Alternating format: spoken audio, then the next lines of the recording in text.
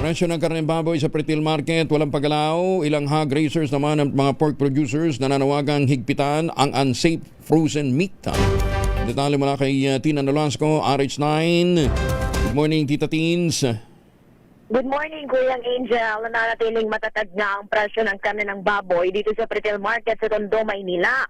Ayon sa mga vendor na ating nakapanayam, ito ay sa kabila na maraming mamimili ang mas tinatangkilik ang mga frozen meat product o imported pork dahil sa di hamak na abot kaya. Mabibili ang ilang karaniwang hiwa ng karneng baboy dito sa retail gaya ng kasin, pige, pork chop, special ribs at pata sa halagang 300 pesos hanggang 330 pesos kada kilo. Samantala, ang presyo naman ng liempo ay nasa 440 pesos bawat kilo. Habang nanawagan naman ng mga hog raisers at pork producers sa pamahalaan na ibalik ang dating mas mataas na taripa sa imported na karneng baboy at higpitan ang pagbebenta ng karne upang maprotektahan ang lokal na industriya at kalusugan ng mga mimili. Apela ng mga ito, ibalik ang dating taripa mula sa kasalukuyang 15% at 25% upang mabawasan ang pagdagsa ng imported pork at maprotektahan din ang lokal na hog industry.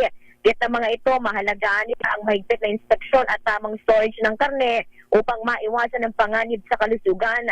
Nanawagan din sila sa mga mamimili na tangkilikin ang mga lokal na karneng baboy upang makatulong sa lokal na industriya kaysa sa frozen imported meats. Apedal din ng mga ito na ipagpatuloy ang pagbabakuna laban sa African swine fever. Matatandaan kamakailan lamang isinagawa ang Pork Producers Town Hall meeting solution.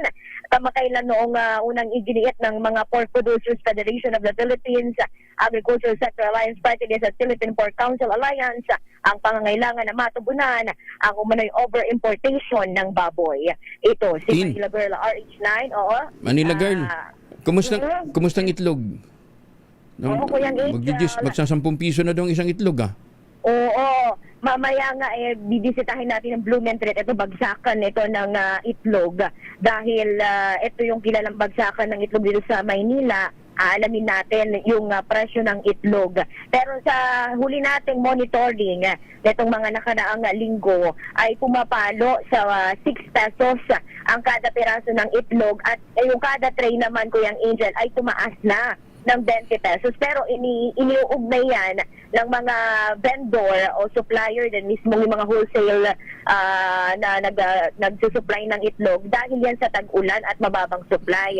Pero mamaya, sa Blumentritt pupuntahan natin. Yun kasi mismo nga bagsakan at kilalang bagsakan ng itlog dito sa Maynila. Kasi 8 to 9 pesos na daw ang farm gate price ng itlog. Siyempre, tataas talaga yun. Sige, abangan natin. Bakit dyan ba sa retail ang daming nagbibenta din ng frozen meat? Oo, merong ilang mga frozen meat, pero yung kamakailan nga, Kuya Angel, ay may mga unsafe na frozen meat na nakumpiska hindi lamang dito sa mga palengke sa Maynila, iba't ibang palengke. At bukod dyan, dahil nga itong pangambang ito, may mga ilang mga vendor na nangangamba dahil nga may mga ilan silang karne na hindi masyadong nabibili dahil mas gusto na ng mga mamimili yung mga frozen at dahil nga mas mura ito maging sa mga mall, Kuya Angel, yan ay mas tinatangkilik. Hindi, sa mga mall, walang problema. May refrigerator dun may refrigeration. Dyan sa palengke, wala naman refrigerator di ba? Pero meron din ilan na Kuya Angel. Pero ito ay iba, mga patago. Kaya yung pinapangamba ng mga local, mga haga racer at yung mga local industry ng mga baboy. Sige, maraming salamat, Tita Teens. Maraming salamat. Back to you, Kuya Angel. Alam mo ninyo itong problema.